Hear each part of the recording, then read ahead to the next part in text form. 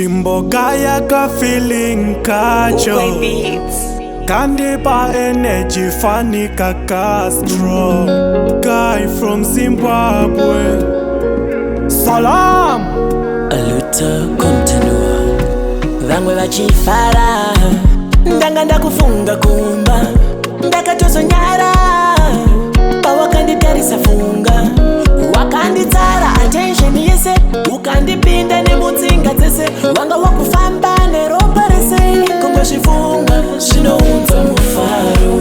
Zandawa nerudo kuno anenge manenji Baby waitandipise mapenji Ndokuda pafea Ndabuda pachena Arudo rachena Tiwe wandipa mufaro Mufaro Mufaro Tiwe wandipa mufaro Mufaro Mufaro Panda kuona uchitamba ndaita munyaviri Awanditarira hana yarova pandiri Kamutambiro kacho kaunoita so Kanondipa manye mwendo kaya kuita show Aluta continua Vangwe vachifara Ndanga ndakufunga kumba Ndakatozonyara Pawakanditarisa funga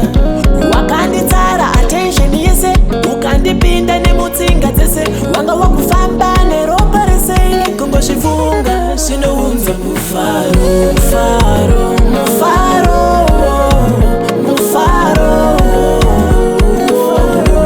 Shinounza mufaro Mufaro Mufaro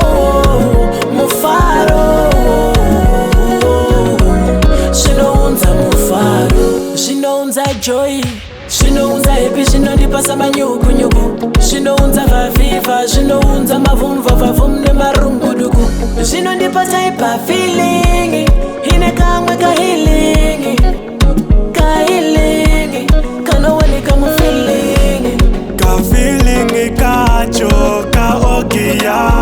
Achikunye mwerera unoputasiya Kungo shama kwa aitanda na saka Ndabe kuataka Dopa ya kungekaka Oh yeah yeah ah yeah yeah Oh yeah yeah ah yeah yeah Oh yeah yeah ah yeah yeah Oh yeah yeah ah yeah yeah